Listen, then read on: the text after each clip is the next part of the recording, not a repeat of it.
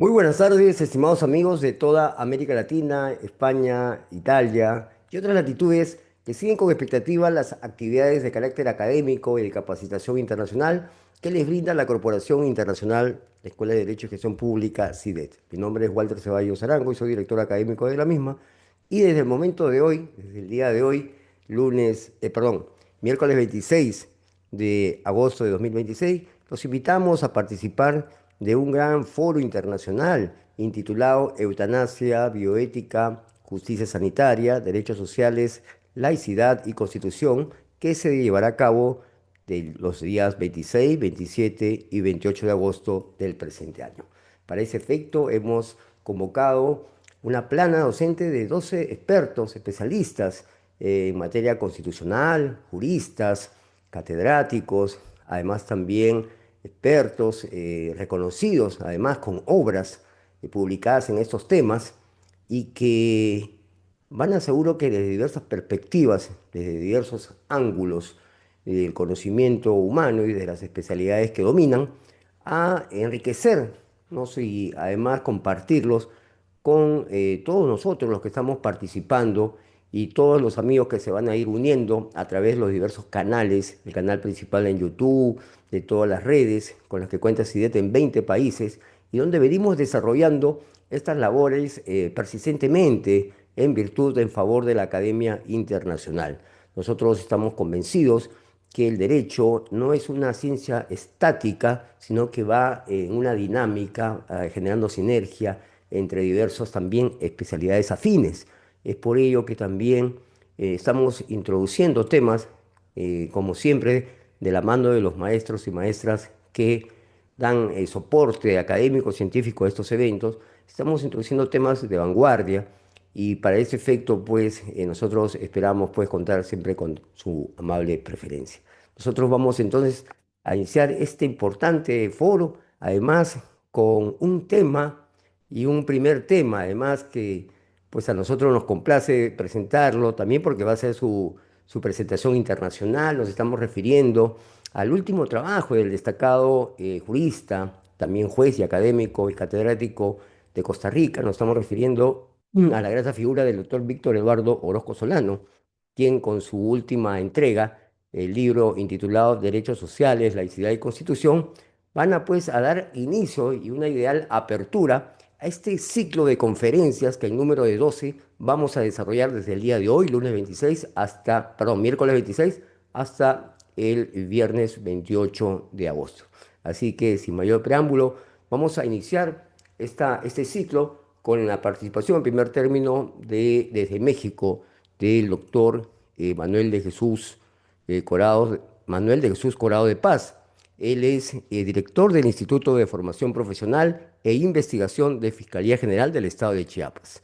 Es doctor en Derecho Público, además máster en Derecho Medioambiental y Sostenibilidad por la Universidad Castilla-La Mancha. Es maestro en Derecho Civil y en Derecho Fiscal y él nos estará acompañando con la primera perspectiva de lo que es el libro y el trabajo de investigación del doctor Víctor Eduardo Orozco Solano, que es Derechos Sociales, Laicidad y Constitución, el primer análisis en este torno. Bienvenido, estimado maestro, tiene su uso de la palabra por 25 minutos. Adelante, por favor. Bueno, pues buenas tardes. Muchísimas gracias por la presentación y por supuesto agradecer también a mi amigo Víctor Eduardo Orozco Solano la invitación para pues hacer algunos comentarios a esta obra que ve la luz. Es realmente un verdadero privilegio participar de esta obra Derechos Sociales, Laicidad y Constitución. Presentar un libro siempre constituye una tarea pues grata de inicio, pero también entraña una gran responsabilidad, porque presentar una obra no solamente es hacer alusión a su contenido o sintetizar sus capítulos, ¿no? O incluso anticipar algunas conclusiones. Una presentación pretende responder al menos tres preguntas. ¿Qué nos propone el autor? ¿Por qué es importante lo que propone? ¿Y qué puede encontrar la persona lectora cuando decide adentrarse en la obra? Y creo que en este caso, esta obra hace alusión incluso a otro libro también de Víctor Orozco, que es La fuerza normativa de la Constitución y de los derechos humanos. Esto puede parecer una afirmación muy amplia, porque este libro habla de derechos económicos, sociales y culturales, hace referencia a la igualdad, a la discapacidad, al medio ambiente, a la progresividad y no regresión, pero también encontramos aspectos de laicidad, libertad religiosa y estados confesionales.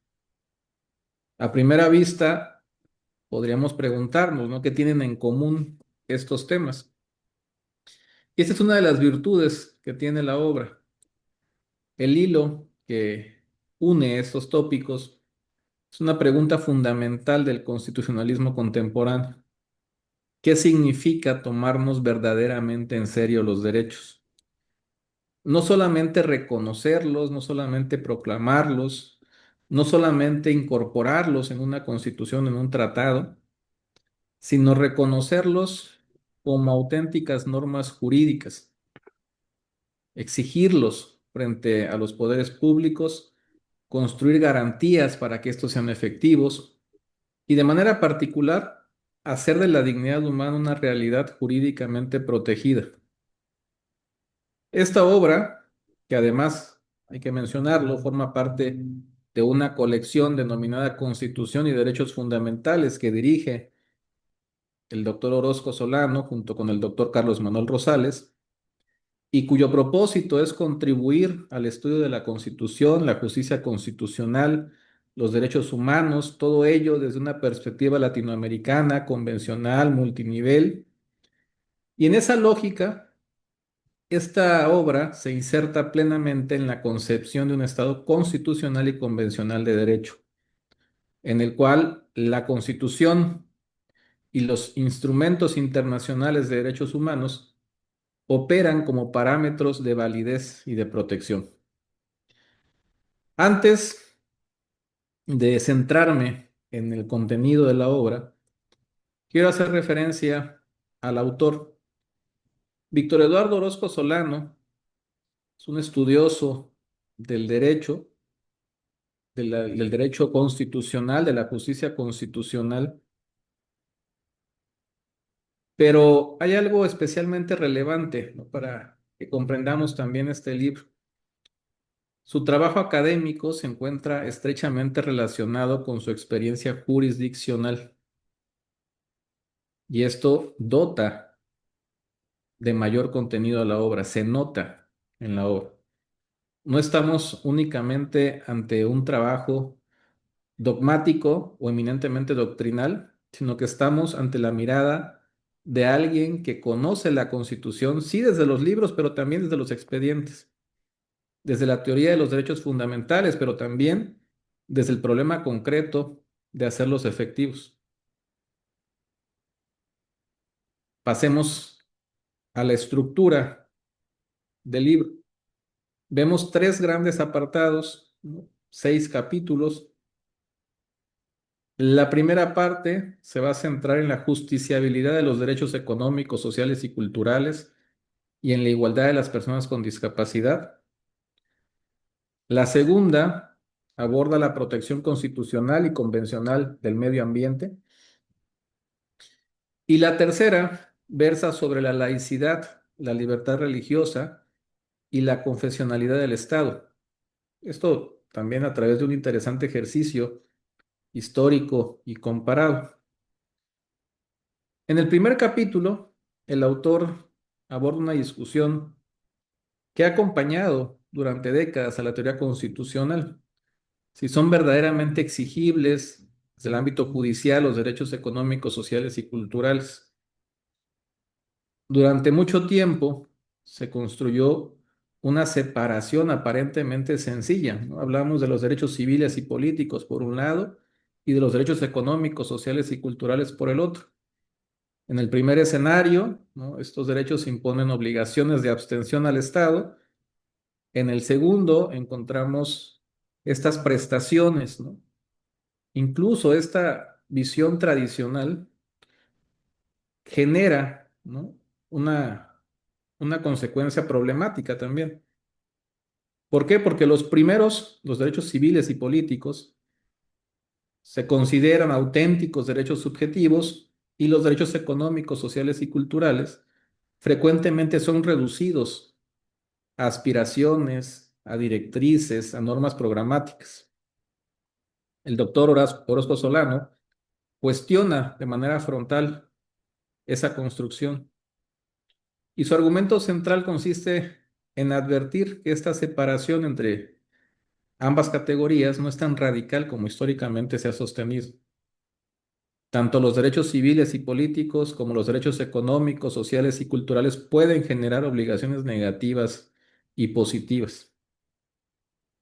Por ello, ¿no? El autor defiende el carácter normativo, exigible, eficaz y justiciable desde una perspectiva que denomina multinivel o multidimensional, haciendo alusión a las Naciones Unidas, al sistema universal, los sistemas regionales, la jurisdicción interna.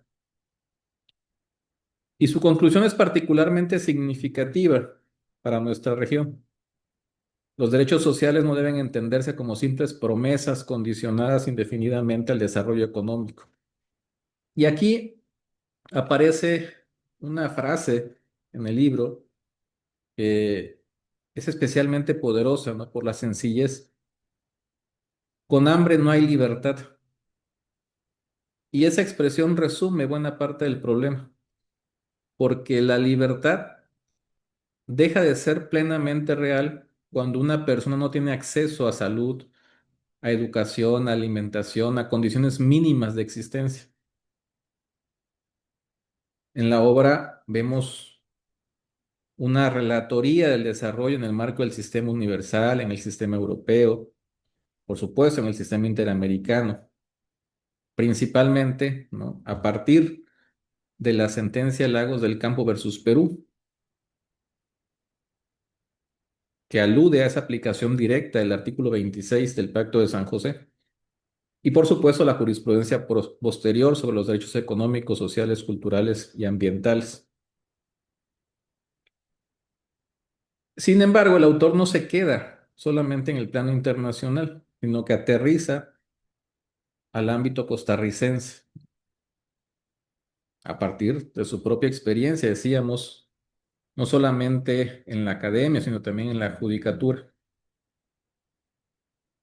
El segundo bloque continúa esa preocupación por la efectividad de los derechos a partir del principio de igualdad y los derechos de las personas con discapacidad.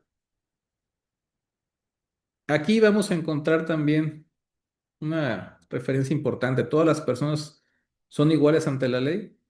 Esta visión solamente va a ocupar un espacio cuando hablamos de la igualdad formal. Pero aquí también tenemos que hacer referencia a la igualdad material, a la igualdad sustantiva, a la equidad, a esa visión aristotélica, ¿no? Que tal vez sea la más clara en ese sentido, en la que no podemos tratar, ¿no? Igual a quienes son desiguales, ¿no? Porque se trata igual a los iguales y desigual a los desiguales. El autor distingue, pues, entre igualdad formal e igualdad material o sustantiva, analiza la igualdad como valor, como principio, como derecho fundamental. Además, ¿no? Uno de los casos que pone sobre la mesa resulta especialmente ilustrativo, ¿no? Hablando ya de la cuestión específica de las personas con discapacidad, el niño con síndrome de Down, que en una institución educativa pues, veía condicionada su matrícula a que su familia sufragara un tutor sombra.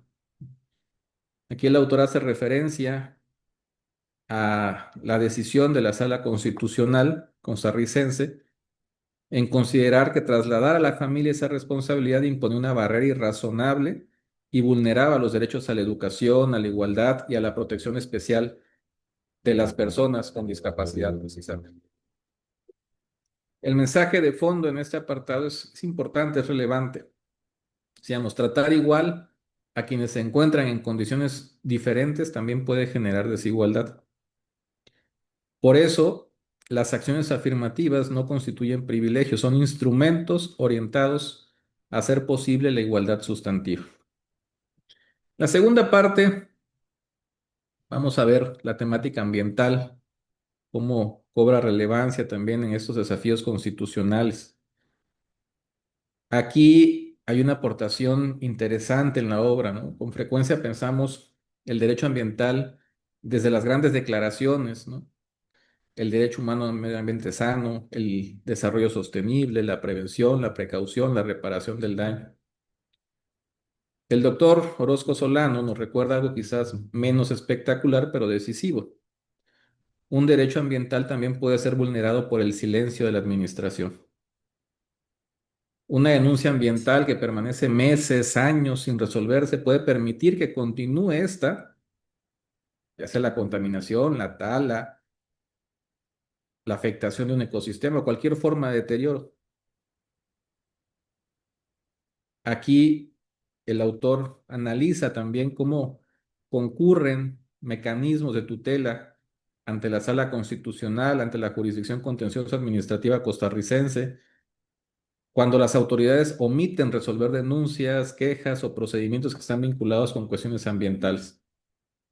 La idea en este apartado es profundamente práctica. El tiempo administrativo también puede convertirse en un factor de violación de derechos. Y tratándose del medio ambiente, también necesitamos instituciones que actúen, autoridades que respondan, procedimientos efectivos, ¿no? Que sean capaces de producir decisiones oportunas. Por ello, la obra vincula el derecho sustantivo al ambiente con las garantías procesales necesarias para hacerlo efectivo. Y aquí es donde cobra relevancia también el principio de no regresión ambiental. Su formulación puede expresarse de manera sencilla, ¿no? Cuando una sociedad ha alcanzado determinado nivel de protección ambiental, el Estado no debe disminuirlo de forma arbitraria.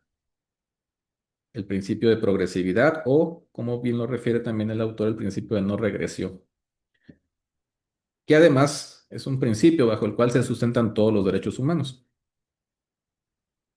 Esto no significa convertir toda legislación ambiental en algo inmutable. Significa que una disminución significativa del nivel de protección exige una justificación especialmente rigurosa. Y aquí vamos a encontrar esa relación, decíamos, ¿no? Entre progresividad y no regresión. La progresividad obliga a avanzar, la no regresión impide retroceder injustificadamente. Y el autor en este apartado analiza ese desarrollo doctrinal de derecho comparado y también de forma muy particular el desarrollo jurisprudencial de la Sala Constitucional costarricense. Finalmente, en el tercer bloque, y aquí tal vez encontremos algunos de los aspectos también más llamativos, ¿no? Intelectualmente en lo tocante a la obra, porque encontramos a un autor que está dispuesto a revisar sus propias ideas. Esto, por supuesto, en el ámbito académico merece destacarse. Sabemos que la investigación jurídica no debe consistir, ¿no?, en pasar toda una vida intentando demostrar que siempre tuvimos razón. Investigar significa también contrastar nuestras convicciones con nueva evidencia, estar dispuestos a modificarlas. Y es lo que ocurre precisamente en este último bloque de la obra.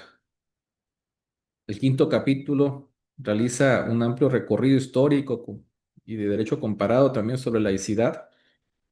Estados Unidos, Francia, España, países latinoamericanos, ¿no? Y el autor termina decantándose por un modelo específico, la laicidad positiva. No significa regresar al estado confesional, tampoco que el Estado adopte o imponga una creencia. La propuesta va a descansar principalmente en tres elementos: neutralidad, igualdad y cooperación. Neutralidad del Estado, ante las distintas confesiones, igualdad entre ellas y la posibilidad de cooperación para garantizar de forma efectiva la libertad religiosa. Y para ello toma como referencia lo establecido en el artículo 16 de la Constitución Española de 1978. Frente a una laicidad de combate, ¿no?, que pretende expulsar toda manifestación religiosa del espacio público, la laicidad positiva analiza, ¿no?, y establece al Estado como garante de la libertad religiosa en una sociedad plural. Esto es parte, digamos, de lo que encontramos en esta obra. ¿Qué nos va a aportar? Decíamos, pues hay diversas aportaciones, ¿no?, de carácter metodológico, de carácter jurisdiccional, de carácter transformador. Metodológico porque vemos un libro en donde se trabaja constantemente con una perspectiva comparada, multinivel. Jurisdiccional porque, como mencionábamos, no solamente se analiza desde la parte dogmática o desde la parte eminentemente normativa, sino que también se tocan estos mecanismos que permiten exigir los derechos, ¿no?, las decisiones judiciales que se van concretando también a partir de ellos. Y transformadora porque nos hace referencia a que la Constitución no debe limitarse a ordenar el poder, ¿no? Debe también contribuir a transformar aquellas condiciones que impiden el ejercicio real de los derechos. Yo agregaría una más incluso, ¿no?, esta aportación intelectualmente honesta que va de la mano de lo que ya mencionaba previamente. El autor dialoga con sus propias obras, reconsidera tesis anteriores, modifica algunas de sus conclusiones. Y esa es la parte de la investigación jurídica. Quisiera terminar destacando, ¿no?, que la obra Derechos Sociales, Laicidad y Constitución puede leerse desde distintas disciplinas jurídicas.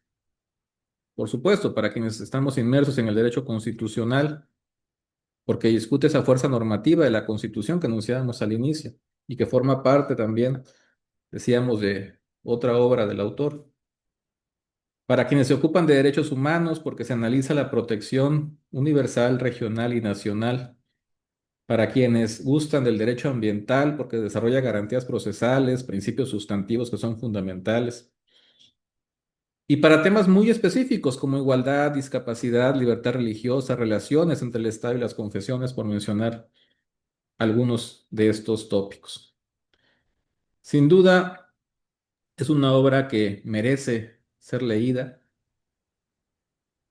Felicito, por supuesto, al doctor Víctor Eduardo Orozco Solano por esta nueva aportación a la literatura jurídica iberoamericana, por el rigor con la que aborda problemas complejos, por colocar en diálogo también la doctrina, el derecho comparado, la jurisprudencia, y por recordarnos que una constitución adquiere su verdadero sentido cuando sus derechos abandonan el papel y logran transformar la vida de las personas.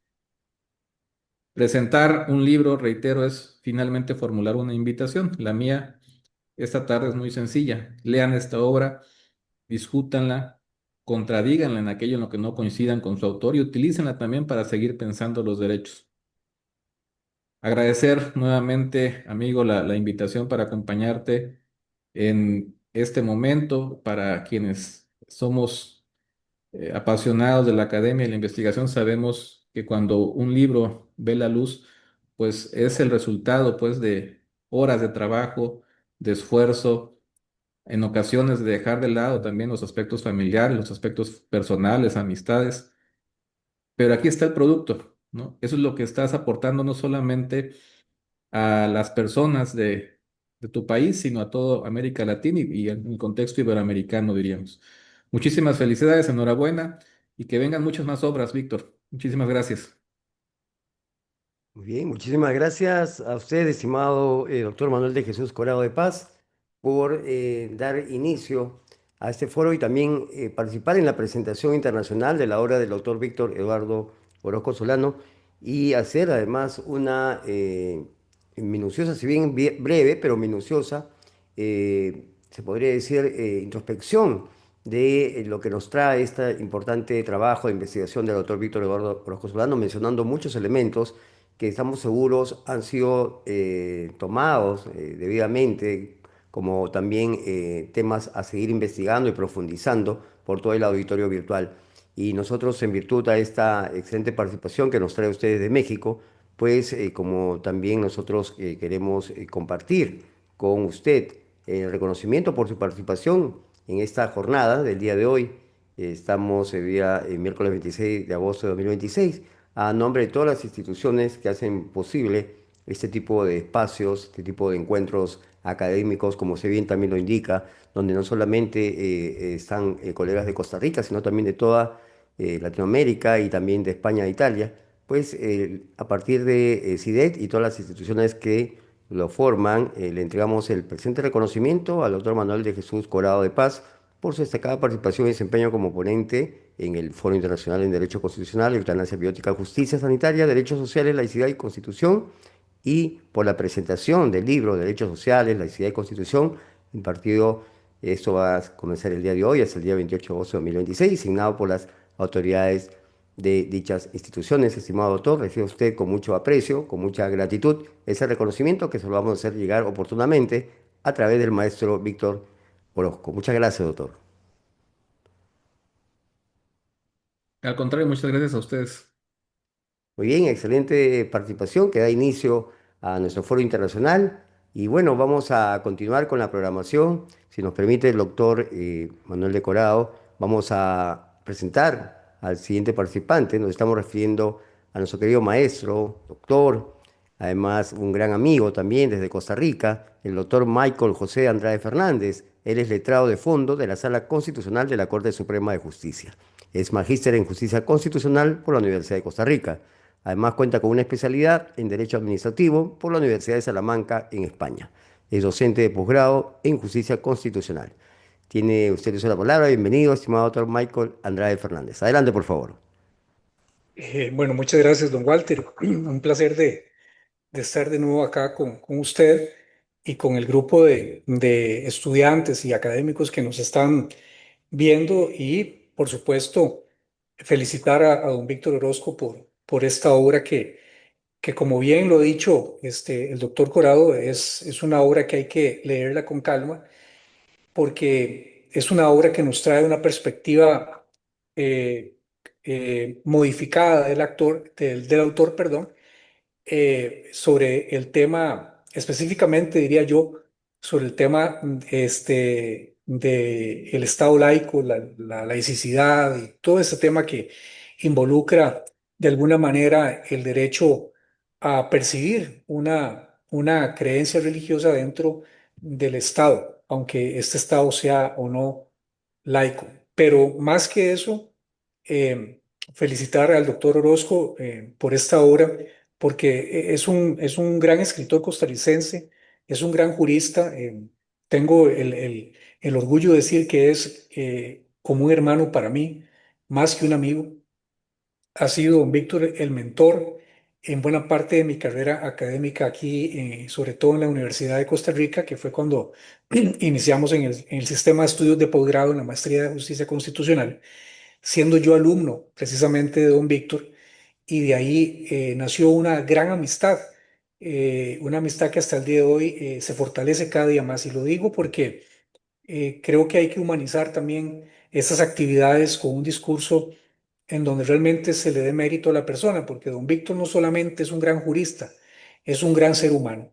Y esa capacidad que tiene de analizar, de estructurar, de estudiar el derecho, de tener varias perspectivas, de ser un conocedor de la ciencia jurídica, específicamente del derecho constitucional, del derecho administrativo, del derecho comparado, es posible gracias a esa personalidad, a esa forma de ser de don Víctor, que se autopercibe también con su autocrítica de sus propias obras. Y eso lo replico en mención a lo que dijo el doctor Corrado, que efectivamente no hay virtud más grande en un escritor o un académico que replantearse con humildad algunos temas y convertirse tal vez en un propio crítico de lo que se ha escrito o mejorar inclusive o expandir ese criterio de manera tal que los autores puedan releer sus obras y puedan decir cómo estamos aprendiendo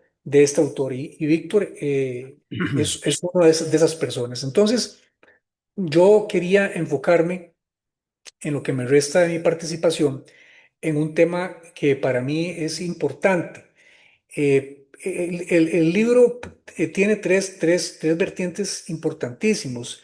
Derechos sociales, el tema del derecho ambiental, que bien lo mencionó el doctor Corado, que es un tema amplísimo y obviamente la sala ha ido reforzando conforme han transcurrido los años, desde 1989, que se crea la sala constitucional aquí en nuestro país, en Costa Rica. Ha evolucionado, ha tenido una evolución a tal punto de que nos hemos convertido en un tribunal con un doble reforzamiento del sistema en protección o en pro de la naturaleza, haciendo alegoría al principio pro natura, el principio precautorio y obviamente a una protección, a un estado totalmente comprometido con un desarrollo sostenible. Y en esto el artículo 50 constitucional de nuestra constitución política es muy clara. Y a partir de esa creación, pues, don Víctor hace una excelente mención a cada una de las sentencias y cómo ha ido, pues, avanzando esta tutela, así como también el derecho de personas frágiles, personas con un grado de discapacidad cognitiva, como es el caso de algunos estudiantes con algún espectro autista o algún tipo de discapacidad de este tipo que pueden incorporarse y deben hacerlo a una vida normalizada dentro de sus limitaciones y el Estado costarricense o el Estado constitucional costarricense ha buscado de alguna manera reforzar esa posibilidad de que estas personas logren ser una más dentro de la sociedad, que no se aplique el principio de igualdad solamente formal, sino material, y que se aplique esa justicia constitucional con un cierto grado de entereza y de sometimiento a aquellas autoridades públicas o privadas a través de recursos o mecanismos como el proceso de amparo, el proceso o proceso de garantía de amparo, que permite de alguna manera que estas personas logren reivindicar sus derechos dentro del sistema educativo y puedan tener la posibilidad de ir desarrollándose conforme sus propias facultades en colaboración con profesores, maestros, especialistas dentro del sistema, ayudándolos, colaborándoles a construir un desarrollo amplio, haciendo precisamente alusión al artículo 33 de la Constitución Política costarricense que habla sobre el principio de igualdad. Entonces, pero hay un tema que a mí me apasiona mucho y es un tema que me ha dado un gran agrado leerlo. Después, porque inicialmente, pues yo, antes de que don Víctor escribiera este libro, yo había tenido la oportunidad de leer un libro sobre el respeto político a la creencia. Es un libro que habla sobre laicidad y laicismo bastante interesante de Miguel Ángel Garrido y algunos otros autores españoles. Y uno, como al menos Víctor y yo, que tenemos el ADN de las ciencias constitucionales aquí en el país y hemos sido, bueno, Víctor lo fue por mucho tiempo letrado de fondo de la Sala Constitucional y yo lo soy actualmente, ya 11 años en la Sala Constitucional. Uno no puede dejar de lado un tema importante para la sociedad ecuménica, la sociedad en general, que es el tema de precisamente el respeto político a la creencia. Y este reforzamiento que hace don Víctor sobre el tema, sobre esta afirmación positiva del Estado confesional, entendiéndolo por lo menos desde la perspectiva costarricense, que creo que somos uno de los pocos países, si no el único, que todavía tenemos como Estado, como religión, como tenemos a la religión católica, mejor dicho, como esa religión del Estado, ¿verdad? Entonces, esto ha generado aquí en el país pues una serie de discusiones en diferentes tiempos, ¿verdad? No ha sido una discusión permanente, pero sí se ha generado producto de algunas funciones que han sido impedidas por el constituyente originario de participar, pues obviamente algún sacerdote católico o algún miembro obispal de alguna religión no católica, podría ser cristiana, evangélica, etcétera, y que no pueden participar en puestos como ser, por ejemplo, un ministro de la presidencia, que hubo un caso bastante discutido y polémico aquí en el país hace ya algunos años atrás, en donde inclusive hubo un pronunciamiento de la Procuraduría General de la República y esto pues dio al traste con la salida de este ministro porque después de una interpretación histórica y auténtica de la Constitución, de las actas de los constituyentes originarios, pues se determinó de que efectivamente no puede existir pues un prelado de cualquier religión en un puesto de carácter político. Entonces, a partir de ese génesis, de esa idea del constituyente originario, se ha venido desarrollando un tema que ha sido polémico no solamente en nuestro país, sino también en países europeos, como bien lo menciona don Víctor en su obra, como en Francia y en casos en Alemania y en otros países donde ha sido muy marcada la tendencia a neutralizar por completo la confesión religiosa y esto pues puede generar de alguna forma una descalificación de los derechos de las demás personas, porque aquí, a pesar de que la gran cantidad, la gran población costarricense, la mayoría son de confesión católica y un porcentaje que le sigue muy grande también son de carácter no católico protestantes, es decir, podríamos decir cristianos no católicos, y pues en un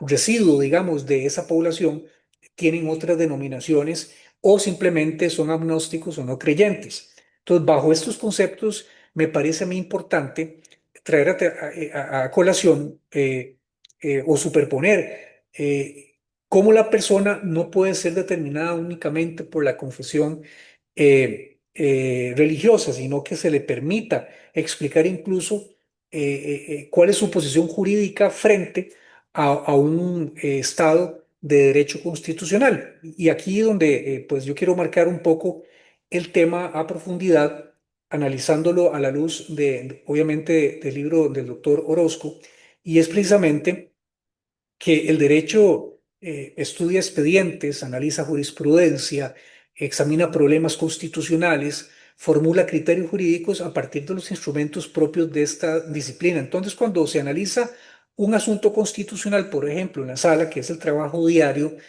de nosotros, la pregunta no debería ser, vamos a ver, en la conformación de ese tribunal, ¿de qué religión es ese magistrado o esa magistrada? ¿Quién formula o por qué formula determinada posición?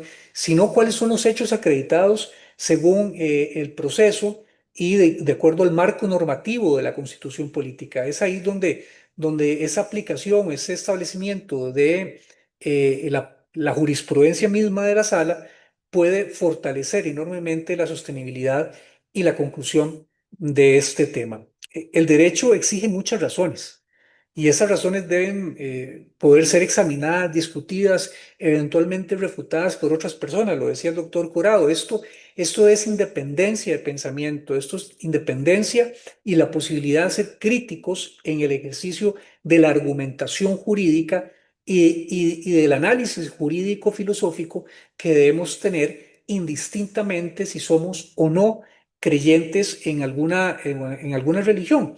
Aquí lo importante, creo yo, que es que como operadores del derecho y como miembros de una sociedad donde tenemos muy claro que un tribunal constitucional, por lo menos en el caso de Costa Rica, que tiene un tribunal con una función concentrada de control, y en otros países, pues hay un sistema difuso, pero siempre va a haber un tribunal que tutele los derechos fundamentales y ejerza un control de constitucionalidad, inclusive de convencionalidad, podríamos analizar esto de una forma bastante interesante, y es que una persona no puede llegar simplemente a entenderse como una simplificación de su creencia frente a una persona que es agnóstica o no creyente. Esta adopción sobre posiciones liberales o conservadoras en un tribunal constitucional pareciera que no fuese un acierto, sino más bien un error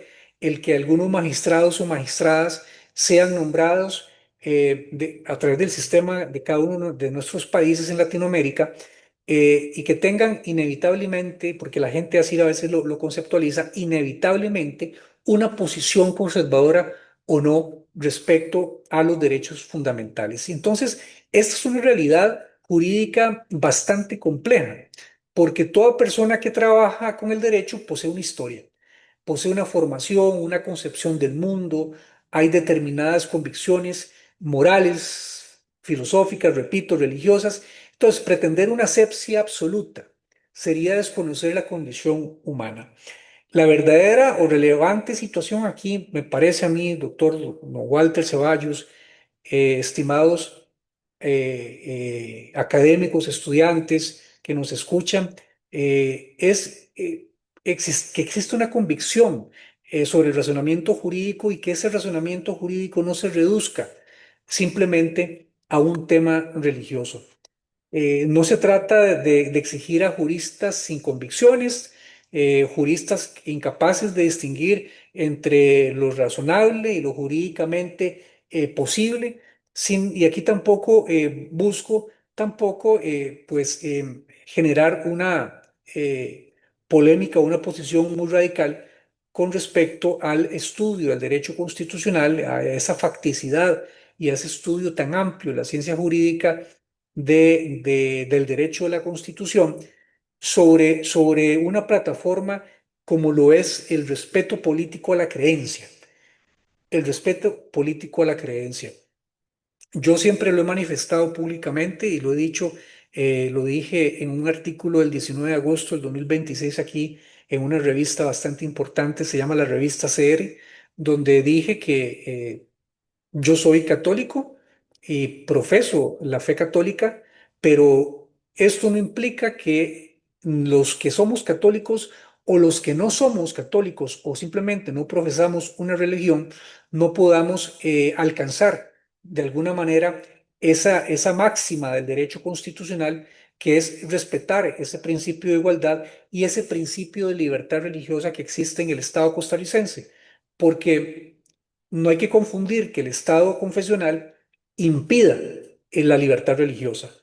Aquí en Costa Rica existe la posibilidad de que cualquier persona exprese libremente su convicción de culto, de religión, o simplemente diga no creo en nada y vivo como un ciudadano pleno en medio de una sociedad que debería ser apertus, y entender que más que una discusión meramente banal acerca de si es o no es creyente, es más bien incorporar al núcleo esencial del derecho de la libertad religiosa a todas aquellas personas que decidan opinar o manifestarse o acudir inclusive al Tribunal Constitucional, sustentando o elaborando una tesis para que se respete su libertad de religión. Y en esto es importante también mencionar que esto no constituye una anomalía, no forma parte de una naturaleza misma del Tribunal Constitucional, ¿verdad? Porque sería muy extraño, incluso preocupante, que todos los integrantes de un órgano de esta naturaleza pues pensaran siempre de manera idéntica frente a problemas jurídicos totalmente complejos. El derecho constitucional rara vez ofrece respuestas completamente mecánicas. Yo considero que con frecuencia obliga a armonizar principios que pueden entrar en tensión, ¿verdad? Porque podemos tener la libertad frente a la igualdad, por ejemplo, o la seguridad frente a la autonomía, la propiedad frente a la función social, la libertad de expresión frente a la protección de otros derechos, y así sucesivamente, el derecho al desarrollo económico versus las restricciones que impone el Estado producto de la protección al ambiente y la libertad religiosa en su vertiente positiva, como le explica bien el doctor Orozco, y la neutralidad estatal, aunque sea un Estado confesional como el de nosotros. Entonces, aquí precisamente debe existir una deliberación, debe existir capacidad de diálogo, no disenso en estos temas. Y a mí me llama mucho la atención y me gusta siempre cuando hablo de este tema, eh, particularmente recordar a los grandes magistrados de la Corte Suprema de Justicia de los Estados Unidos, ya fallecidos ambos, el magistrado Scalia y la magistrada Ginsburg, que fueron totalmente incompatibles en pensamiento, en ideologías, ¿verdad? Uno era originalista, exponente contemporáneo de ella, originalista, textualista, y la otra, pues totalmente liberal, ¿verdad? De hecho, que marcó la defensa de la igualdad muy fuerte dentro de la Corte Suprema de los Estados Unidos y impuso grandes teorías importantísimas también para los derechos sociales en los Estados Unidos y en las grandes minorías. Pero esas diferencias fueron profundas dentro del tribunal. Sabemos que fuera del tribunal eran grandes amigos, eran personas que compartían un café, que se reunían. ¿Por qué? Porque tenían la madurez intelectiva y la madurez espiritual, inclusive la madurez como científicos del derecho, para poder saber de que eso no podía dividir a dos personas. Y en estos tiempos donde siempre buscamos una forma, la sociedad está en busca constantemente de respuestas ante grandes preguntas y con muchas disyuntivas porque hay lamentablemente en el mundo una situación bastante endémica, y me refiero a la falta de estabilidad social, falta de concreción de ideas, falta de amor hacia los demás, amor hacia nuestros países, y buscamos idealizar gobernantes, líderes políticos, y cuando llega la presidencia o algún político logra alcanzar las urnas, la gran mayoría, pues hay un debate terrible en la sociedad, y llegamos a un punto inclusive de maltrato, de un discurso del odio, cuando vean ustedes que en un tema tan delicado como es el tema de la gradualidad en temas religiosos, donde existe, digamos, libertad religiosa o neutralidad estatal, estos grandes juristas norteamericanos, estadounidenses, nos dieron un gran ejemplo, algo que yo los he admirado muchísimo. Entonces, yo hablaría aquí de un pluralismo jurídico que no evita necesariamente que una institución cambie, pero sí que podemos cambiar muchos como operadores del derecho y fortalecer, digamos, una democracia constitucional, porque se requieren jueces que piensen de manera diferente. No podemos tener jueces que piensen de manera idéntica, jueces independientes,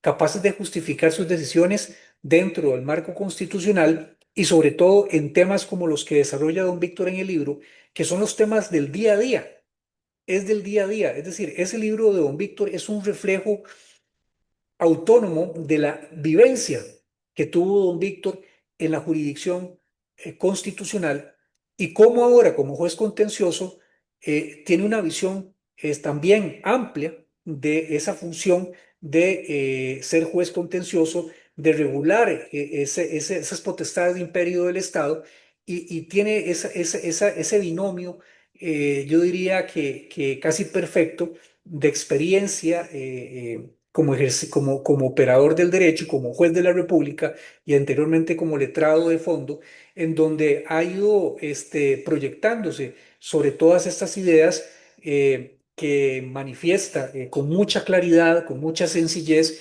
pero también a la vez con mucha profundidad sobre estos temas. No, yo quería, mi querido amigo y maestro, doctor don Walter Ceballos, dar una perspectiva sobre esta intensidad de la libertad de expresión, sobre temas de la libertad que tiene el ser humano frente a la posición también de la defensa de los derechos sociales y sobre la defensa de los derechos de la naturaleza y a la convicción coherente o jurídica de cada argumento también en profesar o no profesar una religión, pero aquí lo más importante es que el Estado constitucional garantice esa neutralidad religiosa para que todos logremos ayudar en el desarrollo político, social, económico y cultural a los estados.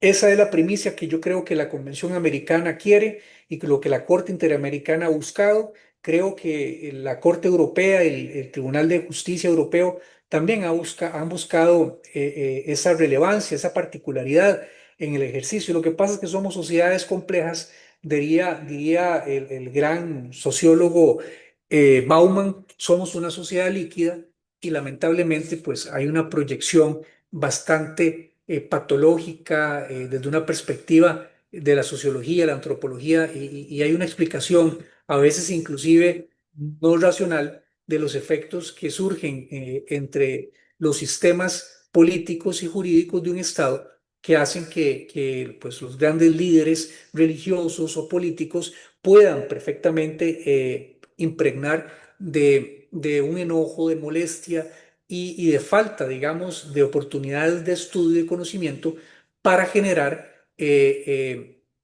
espacios de diálogo y discusión sanos y no quedarnos en un vacío, ¿verdad? En una neutralidad sin contenido, sino que existan consecuencias jurídicas, donde existan debates armoniosos y podamos de alguna manera, pues, convivir en una sociedad cada día mejor, que es parte también lo que hemos buscado a través del CIDET, que a pesar de que no todos somos iguales, no todos pertenecemos a un mismo país y tenemos diferentes culturas y tradiciones, todos tenemos algo en común. Y ese algo en común es el principio pro homine y pro libertatis. Entonces, nada más concluyo, mi querido don Walter y querido amigo, el doctor Corado, eh, felicitar a don Víctor por esta gran obra que me puso a reflexionar mucho y que creo que este artículo del 19 de agosto del 2026 fue gracias a una lectura de su obra y que comparto y apoyo y espero que sea adquirida por muchas personas en Latinoamérica y fuera de Latinoamérica porque es un libro de estudio obligatorio para los que les apasiona la ciencia del derecho constitucional. Con esto finalizo. Muchísimas gracias. Muchísimas gracias a usted, estimado doctor Michael Andrade Fernández. Y hay varias, sí me comentan por interno, hay varios puntos interesantes que usted ha tocado en esta intervención y que brevemente, antes ya de darle el pase al doctor Víctor Orozco Solano, nuestro ponente de fondo, queríamos no dejar de mencionar, ¿no? Es, en realidad, estos temas que usted comentaba sobre la capacidad de diálogo y la incompatibilidad de creencias, ¿no? Y justo antes de iniciar la transmisión oficial, le contaba al doctor Víctor Oroco Solano que habíamos participado algunas semanas atrás, nada más, en un importante Congreso Internacional de Libertad Religiosa que se desarrolló en Lima, ¿no? Y justamente recojo la parte de su exposición, estimado doctor Michael, en la medida que nosotros estuvimos rodeados, pues estábamos, creo yo, estábamos, por ejemplo, con el presidente del Consejo Episcopal Latinoamericano, el arzobispo, creo, de Lima y Ayacucho, que son algunos departamentos del interior del Perú, para los que no son de Perú. Pero también estamos al costado de un rabí, del obispo de la Iglesia de los Santos de los Últimos Días, que creo que son los mormones, me parece, ¿no? Y así, un obispo de la Iglesia Ortodoxa. Eh, en sí, importante lo que usted ha tocado, porque en un ambiente donde debería haber de repente muchas discrepancias y divergencias, ¿no? Más bien se respiró un ambiente de, se podría decir hasta de camaradería, porque si bien es cierto, las divergencias son obviamente por naturaleza, ¿no? Por el tema de las creencias diversas, pero se buscaban las coincidencias, ¿no? Y justamente, como usted también lo ha mencionado, SIDET es un catalizador de ello, ¿no? De poder mostrar diversas opiniones, diversas perspectivas, vengan no solamente por la diferencia de países, sino también de repente de posiciones, siempre en el marco científico, jurídico, que es de donde nosotros salimos, pero que luego de ser expresadas, ¿no? En un ambiente de diálogo y de construcción, pues van a seguro a salir pues cuestiones o conclusiones importantes, ¿no?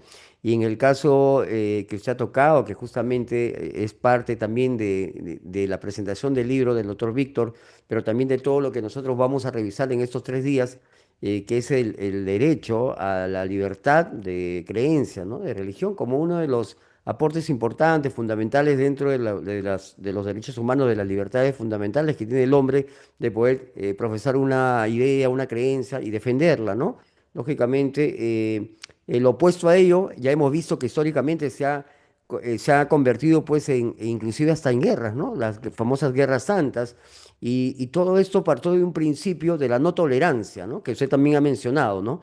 Y que como usted como sujeto de constitución, como juez, al igual que el doctor Víctor, tienen esa labor y que yo inclusive puedo destacar en usted, estimado doctor Michael, porque a pesar de que yo lo conozco, ya es un tema personal, que usted es fervientemente católico, tiene la apertura, ¿no? Tiene la apertura científica, objetiva, de poder también hacer que promover para que el Estado, ¿no? Respete también la libertad de creencia, y eso es algo que deseamos, no desea dejar pasar por alto, porque me parece importante destacar este espíritu, que es un espíritu que debe permanecer y se debe ampliar hacia todos nosotros, evitar los sesgos, evitar la discriminación por cualquier tipo, ¿no?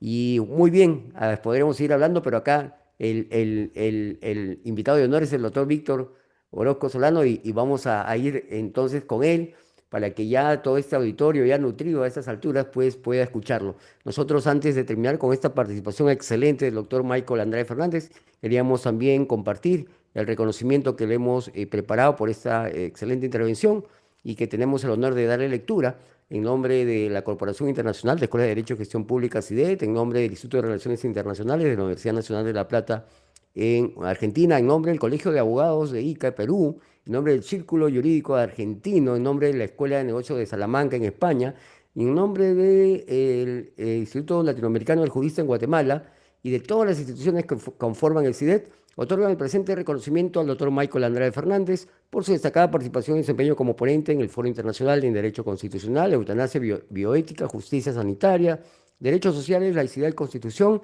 y además en la presentación del libro Derechos Sociales, Laicidad y Constitución, de autoría del doctor Víctor Orozco Solano, que se ha impartido el día de hoy, el día 26 de agosto de 2026, firmado por las principales autoridades de dichas instituciones. Estimado maestro, muchísimas gracias.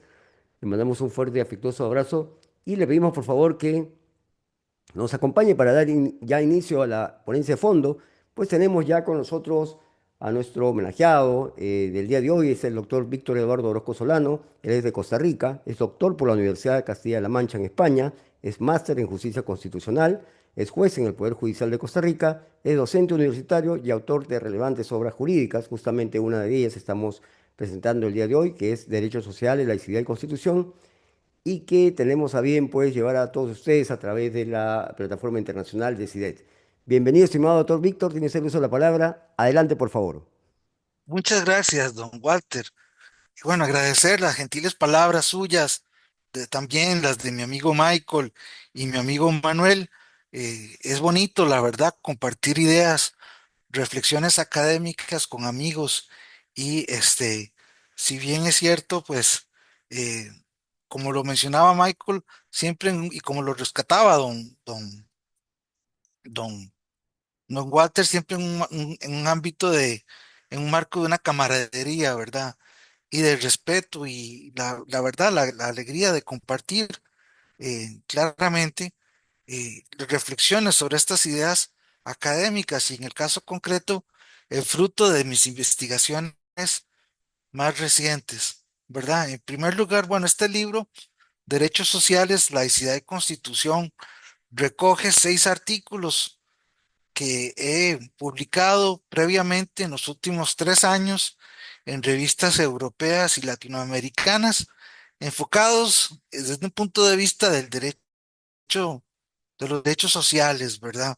Un primer capítulo que habla sobre los derechos sociales, la plena justiciabilidad de los derechos económicos, sociales y culturales, y la idea que desarrollé de la mano con mi querida amiga Silvia Patiño en mi tesis de licenciatura en el tema de la inconstitucionalidad por omisión, cuando sosteníamos que es un sinsentido hablar de una norma programática, ¿verdad? Porque si una norma está en la Constitución y en particular los derechos sociales, ha de entender que son justiciables, que tienen una garantía jurídica del texto fundamental, tanto de los derechos individuales como de los derechos económicos, sociales y culturales.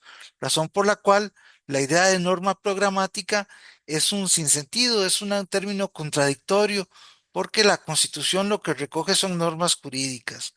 Y como lo ha potenciado recientemente la Corte Interamericana de Derechos Humanos hacia un estándar convencional exigible de los derechos económicos, sociales y culturales a partir del artículo 26 de la Convención y teniendo en cuenta este, eh, la obligación de aplicar los derechos económicos, sociales y culturales a partir del caso Lagos del Campo versus Perú, donde se aplica el artículo 26 de la Convención Americana sobre Derechos Humanos, ¿verdad? Entonces, en este sentido, bueno, la primera parte del libro recoge dos artículos, uno sobre el principio de la plena justiciabilidad de los derechos económicos, sociales y culturales, dos, sobre el principio de igualdad y la protección de los derechos de las personas con discapacidad, en donde recojo sentencias y criterios convencionales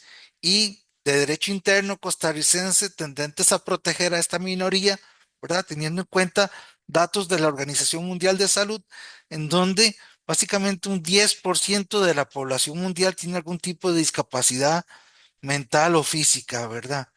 Y bueno, la idea también es potenciar algunas sentencias de la Sala Constitucional que voy a mencionar más adelante, en donde el Tribunal Constitucional costarricense tiende a reconocer ampliamente los derechos de las personas con discapacidad. Luego una segunda parte sobre la protección del medio ambiente sano y ecológicamente equilibrado, hago una aproximación a estos temas de los cuales yo no soy experto, pero sí me he atrevido a publicar algunos artículos sobre la materia.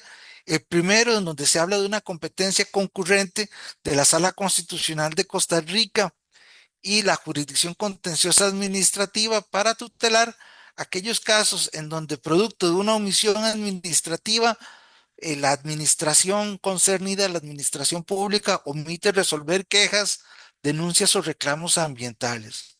Y entonces yo sostengo que a partir del derecho positivo costarricense existe una tutela convencional, una tutela legal y una tutela constitucional para la protección del medio ambiente sano y ecológicamente equilibrado, ¿verdad?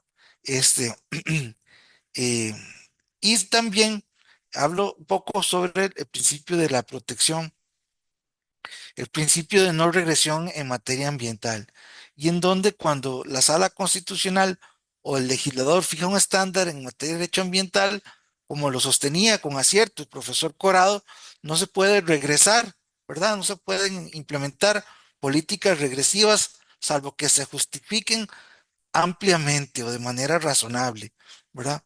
Y luego el último capítulo en donde yo reflexiono, s- caigo sobre y reflexiono sobre ideas que he desarrollado anteriormente durante una visita que hice, unos estudios que realicé en la Universidad Pompeu Fabra de Barcelona, guiado por el profesor Marc Carrillo, donde publiqué un libro que se llamaba en su momento Laicidad y Libertad Religiosa, en donde sostengo de manera muy como venturosa, digámoslo así, que no hay libertad religiosa en el marco de un Estado confesional, teniendo en cuenta que sostuve en esa ocasión un Estado confesional es un Estado tolerante.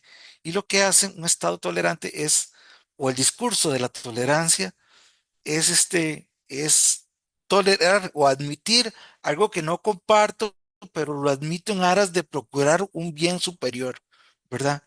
Y entonces, bajo ese marco, no hay libertad religiosa en el contexto de un estado confesional, sino que lo que hay es una discriminación, ¿verdad? Respecto de todas las confesiones que son distintas de la oficial.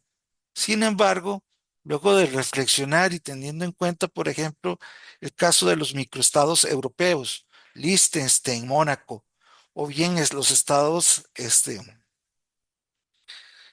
escandinavos, los estados de Europa, del norte de Europa, o bien el caso concreto del Reino Unido y el caso de Grecia, ¿verdad? Donde Grecia tiene la religión oficial ortodoxa y el Reino Unido la religión anglicana. Y en el caso costarricense, donde la Sala Constitucional, a través de la aplicación supraconstitucional de los instrumentos internacionales en materia de derechos humanos que tutelan ampliamente la libertad religiosa en toda su expresión, a través de una mutación constitucional, como lo consiguió en su momento Conrad Hesse, eh, en su libro publicado por el Centro de Estudios Constitucionales, Escritos de Derecho Constitucional. Hay una libertad religiosa en Costa Rica a partir de la aplicación, tutela y salvaguardia de de los derechos humanos, ¿verdad? Y hay sentencias de la sala en donde se pone de manifiesto justamente ese carácter amplio y pleno en materia de protección de la libertad religiosa. Hay una sentencia emblemática de la Sala Constitucional, la sentencia del 2010 redactada por el magistrado Ginés Talobo, donde dice la Sala Constitucional que este, declara la inconstitucionalidad de la autorización de la Conferencia Episcopal para seleccionar personal docente en materia de educación religiosa. Y dice la sala que, en esta sentencia, dice la sala que el principio de confesionalidad tiene que ser objeto de una aplicación, una interpretación restrictiva en cuanto impacta de manera inalienable sobre la libertad religiosa, ¿verdad? Y lo que había un cambio de perspectiva de la Sala Constitucional a la hora de tratar estos temas terminó siendo un precedente aislado porque finalmente en otros pronunciamientos, como voy a mencionar más adelante, la Sala Constitucional se inclina por tutelar la libertad religiosa y armonizar el principio, como bien lo mencionaba don Michael, armonizar la confesionalidad del Estado con la libertad de religión. Ambas son posibles en el marco de un Estado constitucional de derecho, desde mi perspectiva, y esa es la idea que cambio, la nueva reflexión que introduzco en mi libro, Derechos Sociales, Laicidad y Constitución. En esa constitución yo propongo básicamente eh, haciendo, y como lo sostiene Michael y como lo sostuvo don Manuel, sostengo que si bien es cierto en mi libro Derechos de Laicidad y Libertad Religiosa, yo proponía una reforma a la Constitución para introducir el principio de laicidad en el texto fundamental, pues ahora hago un análisis de derecho comparado entre el constitucionalismo norteamericano, el francés y el español para sostener que debemos implementar básicamente el texto en el contexto costarricense, el texto, una importación de un instituto de derecho constitucional, el texto del artículo 16 de la Constitución española, en donde se dice que se protege la libertad ideológica, la libertad de pensamiento y la libertad religiosa, y se garantiza la libertad de religión y el Estado, esto es muy importante, colabora con todas las confesiones con las cuales ha suscrito acuerdos de cooperación. Y entonces el Estado coopera activamente con el fenómeno religioso, ¿verdad? Coopera activamente con el fenómeno religioso, bajo un tema de un Estado muy distinto de la laicidad francesa, que algunos llaman laicidad de combate. En este sentido, la laicidad de combate, o llamada también laicismo, ¿verdad? También se ha dicho de manera,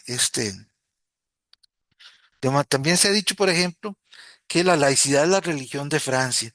y a partir de la ley de 1905 de separación del Estado con la religión, en el contexto francés, pues se reprime el uso de símbolos religiosos en escenarios públicos, ¿verdad?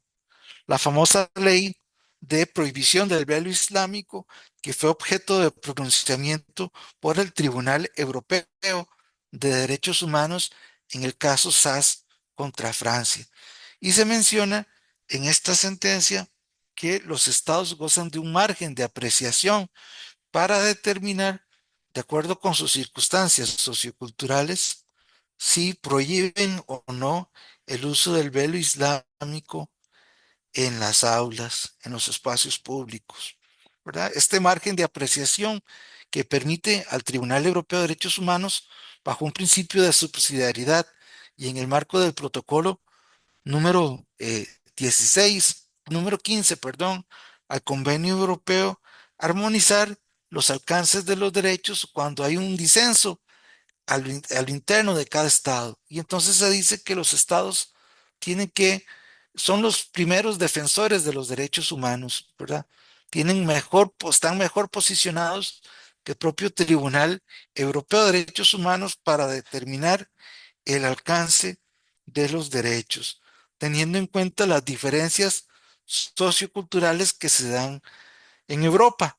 No es lo mismo hablar de laicidad en Francia, en Alemania, en Turquía, en España, en Portugal, en Grecia, ¿verdad? Sino que esto es una cuestión de grados, cada quien tiene distinto nivel de desarrollo. Y tenemos estados como el contexto francés, que es una laicidad de combate, les decía un laicismo, una represión de símbolos religiosos en espacios públicos, a contextos donde el Estado participa abiertamente con las confesiones. Caso español, caso italiano, donde la Corte Constitucional italiana habla de una laicidad de servicio. O bien el Tribunal Constitucional Federal Alemán también potencia una especie de cooperación del Estado con las diversas confesiones a la luz de la ley fundamental de la República Federal Alemana y la Constitución de Weimar que le antecede. Y hay sentencias también como el crucifijo en el salón de clase, en donde dice la profesora María J. Roca que el Tribunal Constitucional Federal Alemán incurre en una contradicción, pues lo que hace es eh, en su parte, en sus fundamentos jurídicos, en su parte considerativa, potencia la cooperación del Estado con las confesiones, pero en su parte dispositiva, eh, declara la inconstitucionalidad del uso el crucifijo en el salón de clase. Aunque en otra sentencia más reciente, el Tribunal Constitucional Federal Alemán permite a una profesora musulmana en una escuela pública utilizar el velo islámico, ¿verdad? Sobre el tema también, en cuanto al margen de apreciación, hay otra sentencia también emblemática que tuve la oportunidad de repasar ampliamente, tanto en la primera versión del contexto del libro Laicidad, como en esta otra más reciente, el caso Lautsi contra Italia, que tiene que ver con una ciudadana finlandesa que se mostraba inconforme porque en la escuela pública donde estudiaban sus hijos había un crucifijo en el salón de clase. Luego de una sentencia de la Sala del Tribunal Europeo de Derechos Humanos, en donde se dice que esta sentencia viola el derecho de los padres de escoger la educación religiosa de los hijos en los términos de uno de los protocolos al Convenio Europeo de Derechos y Libertades Fundamentales de Roma del 4 de noviembre de 1950. Finalmente, el Tribunal Europeo, ante una reconsideración que le plantea el Estado italiano, reformula su tesis y pone de manifiesto ese margen de apreciación.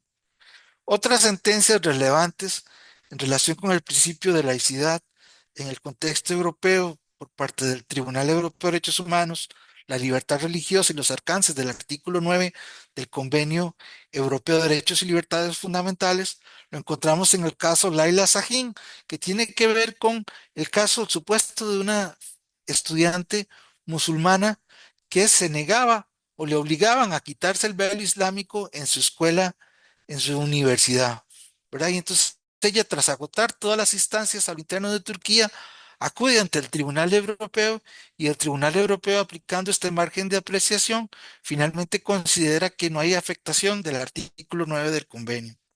O bien, otra decisión contra Turquía es el del Partido de la Prosperidad, que se quería implementar un partido político que quería reformar el Estado laico turco para introducir un estado musulmán basado en la Chaira, ¿verdad?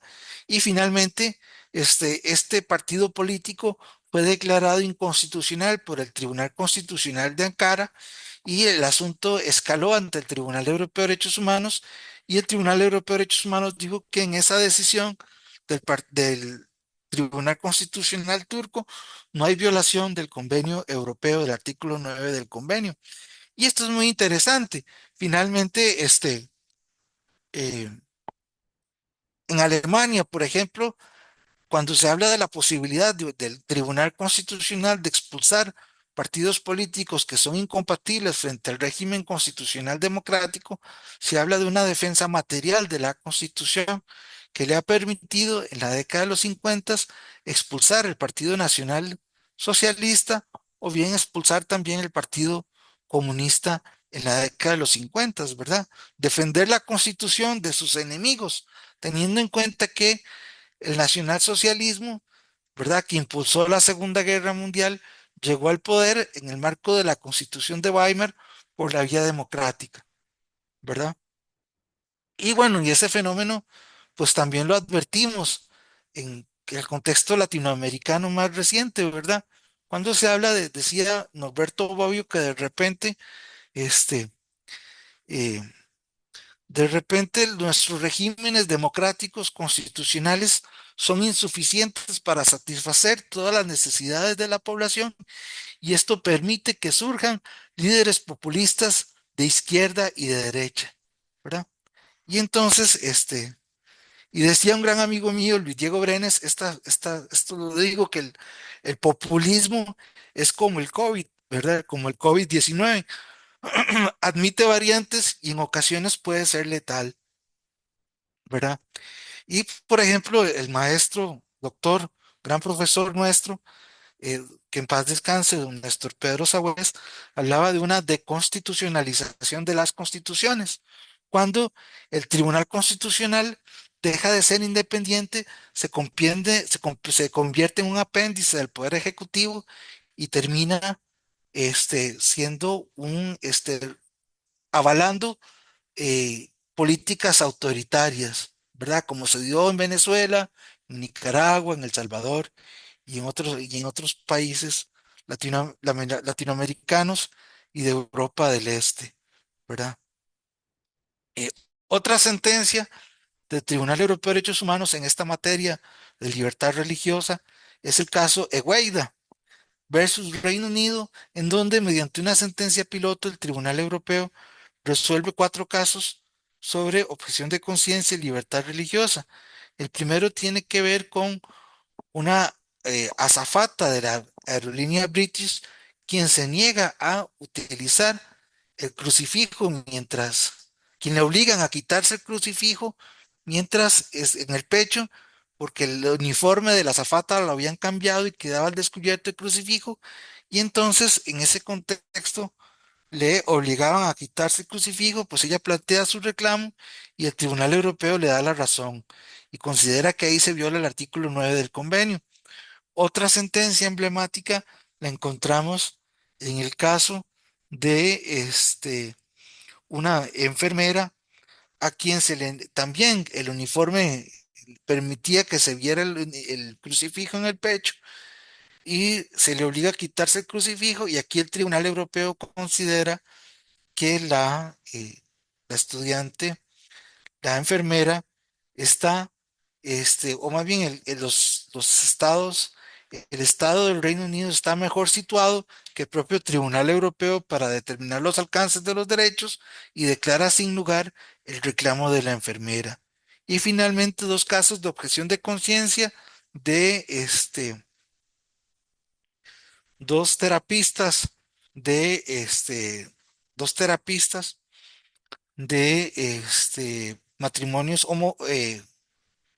matrimonios igualitarios, en donde finalmente la, eh, el Tribunal Europeo dice que no se puede alegar la objeción de conciencia para negarse a prestar sus servicios respecto de esta población, ¿verdad? En Latinoamérica reviso en mi libro el avance de la laicidad en diversos estados latinoamericanos, por ejemplo, el caso de México, en Uruguay, donde es fuerte el tema de la laicidad, en Colombia, donde la Corte Constitucional colombiana ha avalado el uso de símbolos religiosos en edificios públicos, teniendo en cuenta no tanto el aspecto religioso, sino el aspecto sociocultural. Y en Costa Rica, les decía, la Sala Constitucional, por ejemplo, en el caso de un regidor, un concejal de un municipio, que se mostraron inconforme porque en el salón de sesiones había una imagen de la Virgen María y los municipios se dedicaban a rezar antes de cada sesión del Consejo Municipal. Él plantea su reclamo contra la Municipalidad de Montes de Oca en ese contexto y la Sala Constitucional, aplicando los instrumentos internacionales en materia de derechos humanos, considera que no hay violación de derechos fundamentales en la utilización del- de la imagen de la Virgen en el salón de sesiones y también teniendo en cuenta que mientras que no se obligue a los no adherentes a participar de la confesión, no hay violación tampoco de derechos fundamentales. No hay violación de derechos fundamentales. Les comentaba en el caso del Reino Unido y de Grecia, también hay libertad religiosa, pese a que se trata de estados confesionales, teniendo en cuenta que se aplica ampliamente el convenio europeo. En el Reino Unido, mediante el Human Rights Act, se permite a un juez emitir una declaratoria de incompatibilidad si una ley es incompatible frente al convenio para que el legislador valore su modificación. Y luego también en el contexto de Grecia, donde prevalece la religión ortodoxa, es la religión oficial, pues hay sentencias también sobre libertad religiosa relevantes del Tribunal Europeo de Derechos Humanos. Otro tema también sobre objeción de conciencia está el caso del farmacéutico de Sevilla, quien se niega a quien se negaba en contra España, se negaba o había sido sancionado por el Colegio de Farmacéuticos de Sevilla por negarse a vender la pastilla del día después.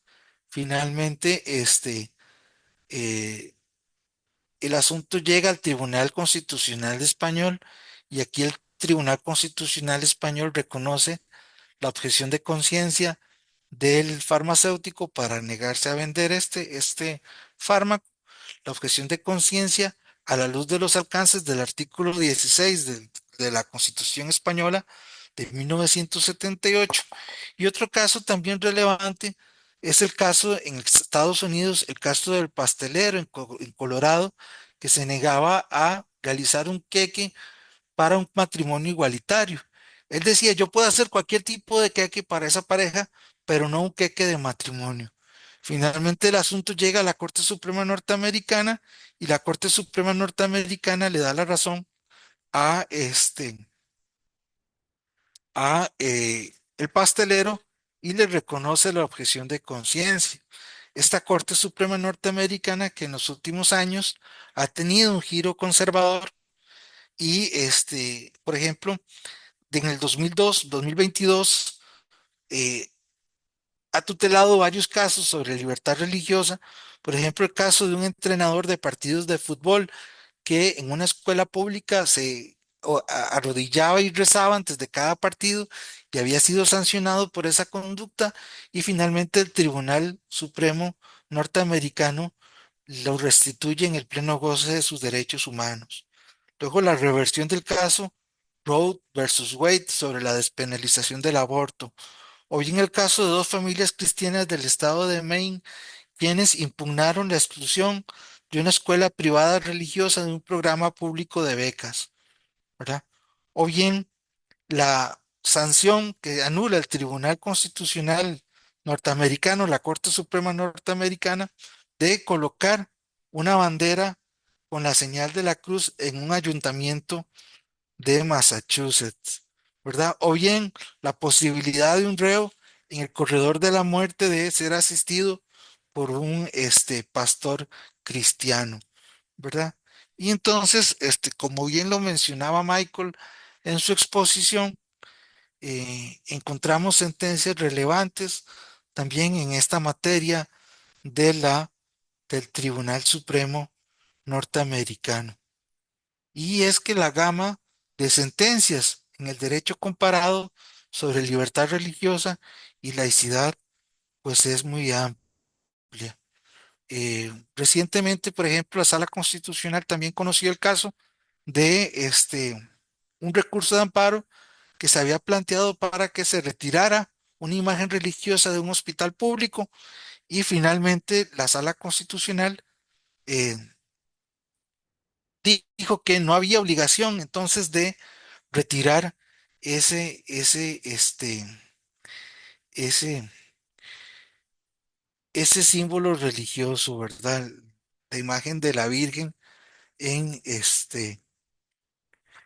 en, en un hospital público, ¿verdad? Volviendo al inicio de mi exposición en el tema de los derechos sociales, económicos y culturales, recordar, como bien lo decía el profesor Corado, aquí yo parto del libro La fuerza normativa de la Constitución, un libro emblemático también del profesor Víctor Abramovich y Christian Curtis que se llama Hacia la plena justiciabilidad de los derechos económicos, sociales y culturales, en donde se dice que si bien los derechos individuales se caracterizan porque reconocen un ámbito de libertad a favor del particular que es intangible por parte del Estado, mientras que los derechos económicos,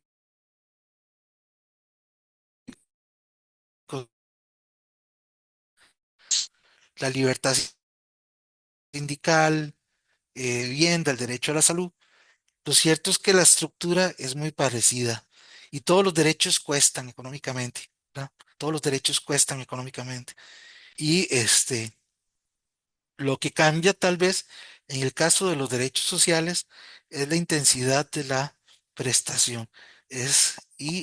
Bueno, eh, casualmente tras la finalización de la Segunda Guerra Mundial, y en la redacción de la Declaración Universal de los Derechos Humanos, esta preferencia de los estados hacia los derechos individuales o los derechos económicos, sociales y culturales, recordemos, así como el fenómeno de la colonización, impidieron que en 1948 se emitiese una tutela convencional de los derechos, sino que solamente hubo un consenso para una Declaración Universal de los Derechos Humanos, en donde se pone en un primer momento, bajo un primer, como lo bien sostenía Manuel, el principio de la dignidad humana, ¿verdad?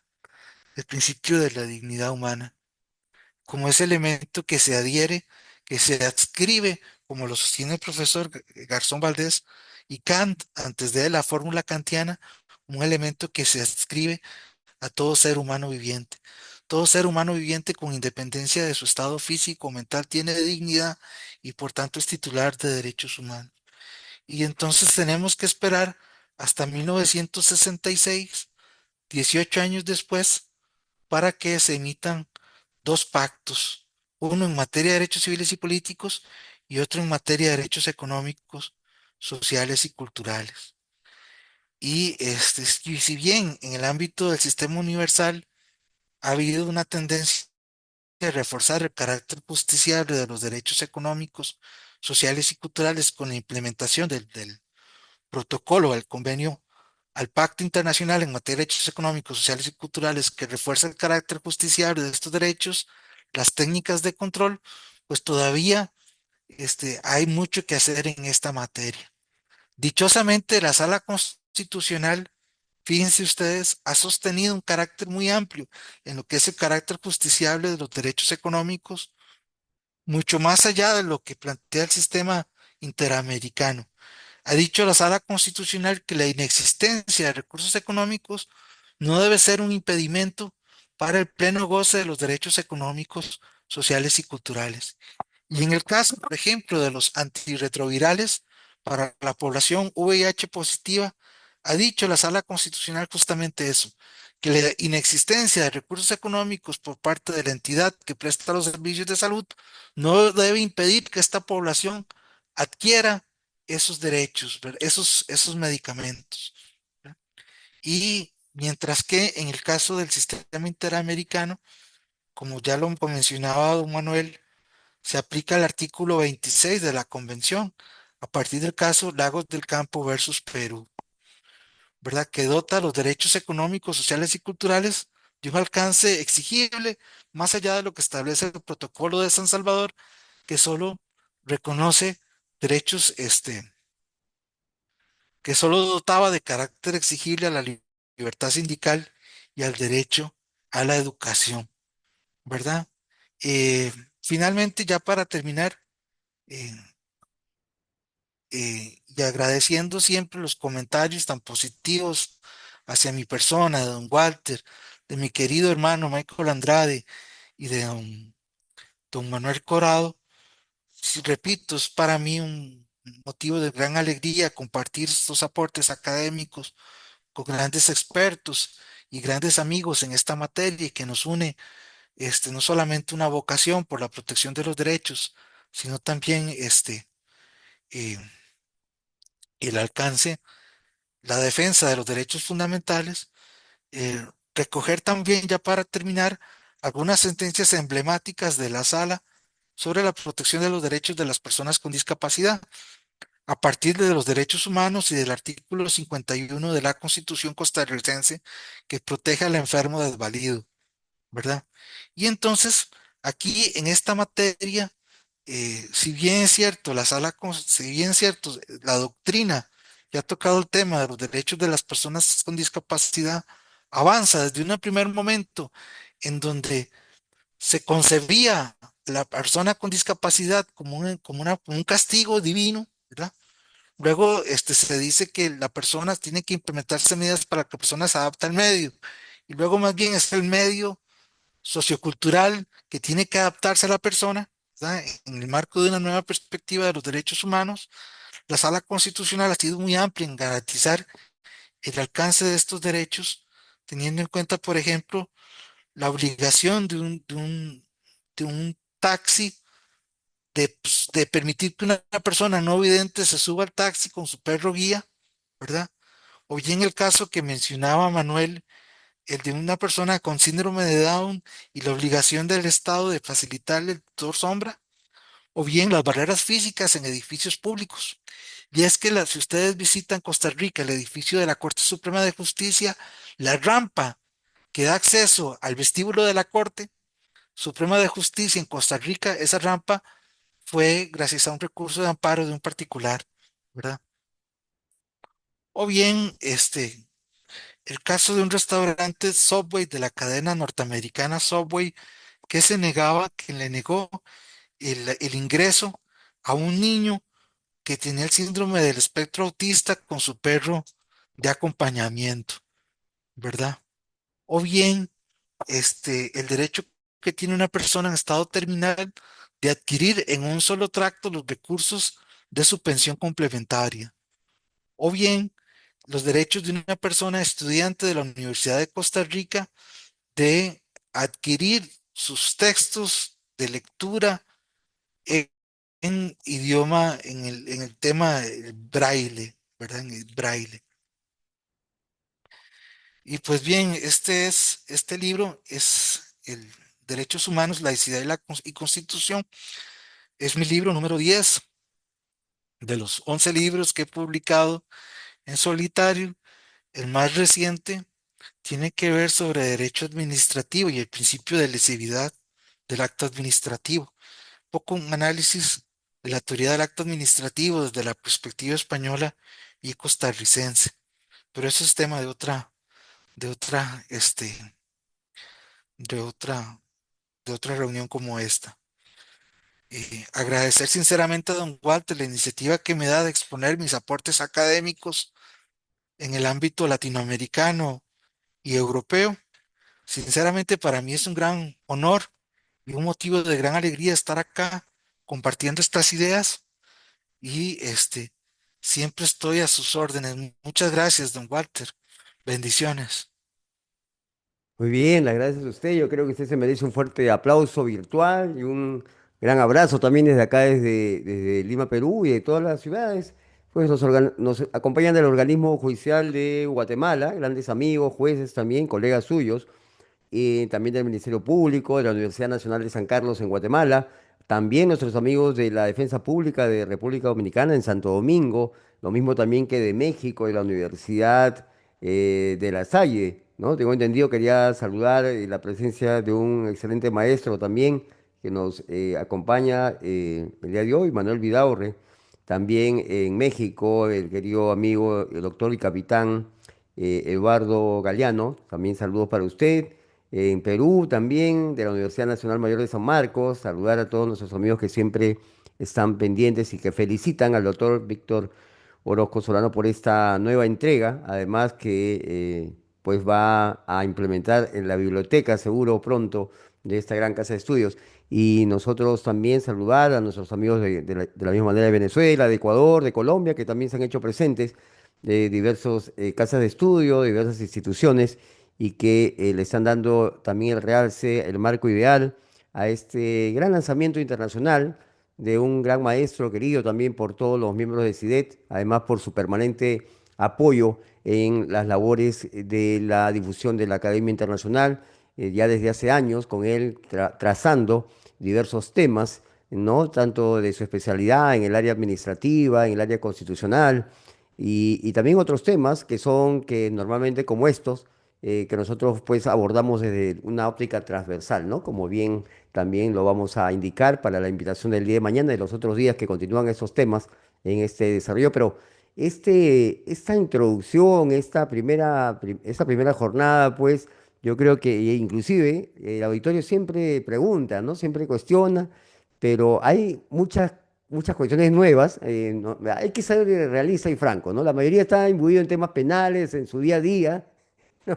En materia civil, familia, porque esa es la profesión, ¿no? Entonces, sin embargo, el derecho, como también lo mencionó muy bien el doctor Michael, hay una reflexión, ¿no? Importante en el ámbito constitucional y también de la filosofía del derecho, que está por debajo de todas las demás especialidades, ¿no? Siempre la filosofía siempre está presente y permanentemente presente en todas las áreas, hasta en las áreas menos pensadas, en el derecho laboral, ¿no? Y XXX, ¿no? Entonces, es importante a la luz también de ver cómo nos citó el doctor Víctor ante los casos de libertad religiosa y objeción de conciencia, ver la cantidad de casuística, ¿no? Que si bien es cierto se ha implementado en Europa, ¿no? Él ha citado en 3 países, ¿no? Francia, España y Gran Bretaña, y bueno, también uno en Norteamérica, pero nos pasaron el grupo, mi querido doctor Víctor, justamente un colega suyo de Costa Rica nos pasó acá de pasar el grupo principal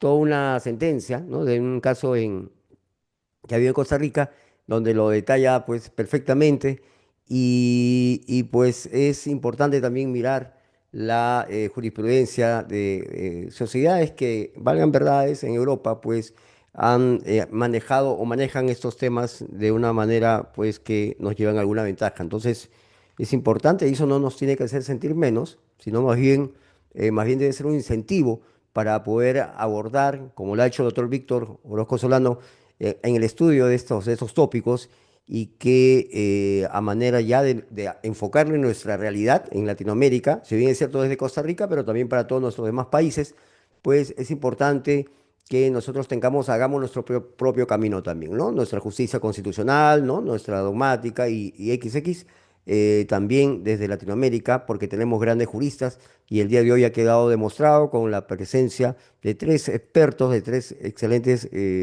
profesores, como ha sido el doctor Manuel de Jesús Corado de Paz de México, el doctor Michael Andrade Fernández de Costa Rica y por supuesto nuestro expositor de fondo y además quien presentó esta gran obra internacional que Nosotros vamos a dar las coordenadas para que en Costa Rica lo puedan utilizar, lo puedan, perdón, ubicar y también coordinar con el doctor Víctor para que los demás países, seguro que con los representantes en sus diversas áreas, en sus locaciones, puedan también adquirirlo. Así que nada, solamente nos queda, por favor, vamos a compartir, si me permiten, el reconocimiento a nuestro invitado de honor del día de hoy. En nombre de la Corporación Internacional de Escuelas de Derecho y Gestión Pública y todas las organizaciones que están aglutinadas en torno al CIDET, otorgan el presente reconocimiento al doctor Víctor Eduardo Orozco Solano por su destacada participación y desempeño como ponente en el Foro Internacional en Derecho Constitucional, Eutanasia, Bioética, Justicia Sanitaria, Derechos Sociales, Laicidad y Constitución, y en la presentación de su obra, el libro Derechos Sociales, Laicidad y Constitución, y que se ha desarrollado el día de hoy, 26 de agosto de 2026, y es asignado por las principales autoridades de todas las instituciones mencionadas. Y nosotros le vamos a hacer llegar esto oportunamente, estimado doctor Víctor, como precedente, como recuerdo del día de hoy, de este lanzamiento internacional, de esta apertura también de un foro internacional que con el tema suyo le ha dado pie a los siguientes días, que si me permiten también vamos a, pues, a ponerlos en pantalla para que pueda también invitar, ¿no?, a las personas que desean acompañarnos también a estos siguientes días para que puedan hacerlo. Y vamos a poner lo que viene mañana. Vamos a ver un momentito, si me permiten. Muchas gracias. Ahí está. Sí, es una misma fecha. El día de mañana tendremos la presencia de un destacado profesor de la Universidad de Buenos Aires, de la UBA de Argentina, el doctor Fischel Slagen, con el foro y la presentación internacional del libro Cuidar sin matar, una respuesta bioética, jurídica e institucional al debate sobre la eutanasia, ¿no? Él va a estar el día de mañana con nosotros. Tuvimos oportunidad de compartir con él justamente en el Congreso Internacional en Lima, Perú. Ahora él ya se encuentra en su país, en Argentina, pero aparte de ser un gran científico, un gran académico, un gran profesor, también es rabí, así que es una interesante también perspectiva. Además, contaremos con la participación también previamente al doctor Slagen. Si me permiten, vamos a compartir. Ahí está. Tendremos la presencia de dos, previamente, al doctor Slagen, de dos destacados también profesores de CIDET, el doctor Miguel Ángel Villalobos Caballero, ¿no?, que va a tocar un tema bien interesante, cada la razón y su imperativo, no matarás, a propósito de la eutanasia, y el doctor Maximiliano Mauri Vidal, que nos detallará sobre la laicidad y el Estado uruguayo. Ellos estarán precedentemente al doctor Slagen en los horarios, pues, que van a ser solamente por el día de mañana, desde las 5:30 para Centroamérica, Costa Rica, México, Guatemala, Honduras, El Salvador y Nicaragua, desde las 6:30 para Perú, Colombia, Ecuador, Panamá, desde las 7:30 para nuestros amigos de República Dominicana, Venezuela, Cuba y Bolivia, desde las 8:30 para Argentina, Brasil, Paraguay, Chile y Uruguay, y pasar la medianoche para nuestros amigos de Europa, Italia y España. Muy bien, dicho todo esto, nosotros queremos darle oportunidad al doctor Manuel Corado para que él pueda dar unas últimas palabras, impresiones, su despedida, lo mismo también al doctor Michael y finalmente al doctor Víctor Orozco. Adelante, doctor Manuel. Bueno, pues agradecer de nueva cuenta la invitación para compartir algunos comentarios en torno a esta obra de mi amigo Víctor Eduardo Orozco Solano, por supuesto también a los organizadores por generar estos espacios de encuentro académico que nos permite a través también del uso de las tecnologías de la información y la comunicación, independientemente de dónde nos encontremos. Mucho éxito en la continuación de este foro. Muy bien, muchas gracias. Estimado doctor, le mandamos un fuerte abrazo y también su reconocimiento a través del doctor Víctor Orozco. Muchas gracias. Adelante, doctor Michael. Por favor, sus palabras. Gracias, don Walter. Bueno, al igual que don Manuel, muy agradecido con la organización por el evento, por resaltar esta obra de Costa Rica para el mundo. Y pues siempre a sus órdenes, don Walter, y a las órdenes de todos los miembros del CIDEAT. Y bueno, estamos siempre aquí unidos en una misma pasión que es la academia. Y volver a reiterarle mis felicitaciones al doctor Víctor Orozco Solano por esta obra tan importante. Muchas Muchísimas gracias. gracias. Bueno, Muchas gracias a usted, doctor Michael. Un fuerte abrazo también hasta San José y esperamos encontrarnos muy pronto en febrero en el Congreso y Pasantía a Lima, Perú. así Adelante, va a doctor. ser. Adelante, doctor Víctor. Muchas gracias, don Walter. Un sincero agradecimiento para usted, para el CIDET, por la iniciativa de presentar mi libro. La verdad, como lo decía anteriormente, ha sido un honor y un motivo de gran alegría celebrar este hecho académico y de la mano de grandes amigos, hermanos como Michael y como Manuel, ¿verdad? Y a quienes también guardo una gran admiración y respeto, no solamente académico, sino también personal. Así que muchas gracias de verdad, este, don Walter. Muy bien, le agradezco a usted, estimado doctor Víctor.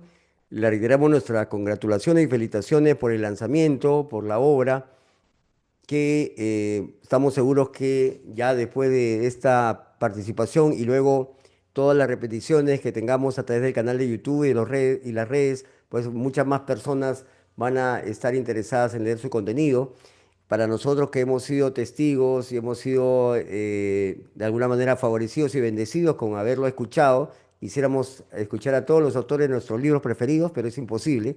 Pero el día de hoy pues se ha cumplido con esa premisa, ¿no? Hemos tenido a un gran autor y él mismo nos ha explicado el contenido y las cuestiones que lo inspiraron y también los términos lógicamente jurídicos, porque partimos del derecho, pero también, eh, como lo reiteramos todos nuestros expositores del día de hoy, como ciencia jurídica, una ciencia dinámica, de sinergia, que está en constante evolución, al igual que la sociedad, pues es importante ir viendo cómo se va transformando algunos temas, algunos casos, como es la libertad religiosa, como son el tema de las creencias y como el respeto también a los derechos pues, del libre pensamiento que están consignados en la convencionalidad, en los tratados y en cada una de las constituciones de vuestros países, pues es importante detenerse un poco, ir con los que conocen el tema y pues uno asimilar y luego en la parte también seguro de los criterios propios, cada uno sacar sus propias conclusiones.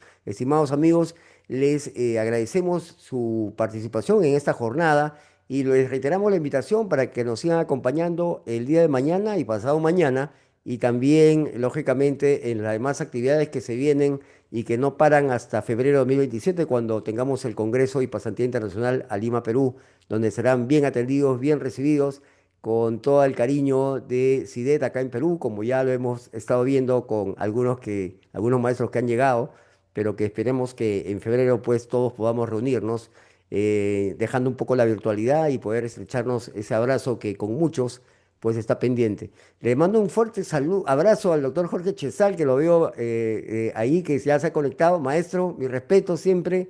Nos vemos pronto en el curso de innovaciones en Derecho Penal Económico, donde ya estamos ya trabajando las nuevas tendencias de esta parte importante del derecho. Le mandamos un fuerte abrazo, al igual que a todos nuestros amigos, hermanos de México, de Guatemala, por supuesto de Costa Rica, que el día de hoy de alguna manera ha sido el país anfitrión, de Venezuela, de Colombia, Ecuador, de Argentina, también profesores de la UBA, un gran abrazo para ustedes, de Uruguay, de la Universidad UDELAR de la República, de UDELAR, y a nuestro querido amigo también, el doctor Juan Ureta Guerra, profesor de la Academia de la Magistratura en Lima, Perú.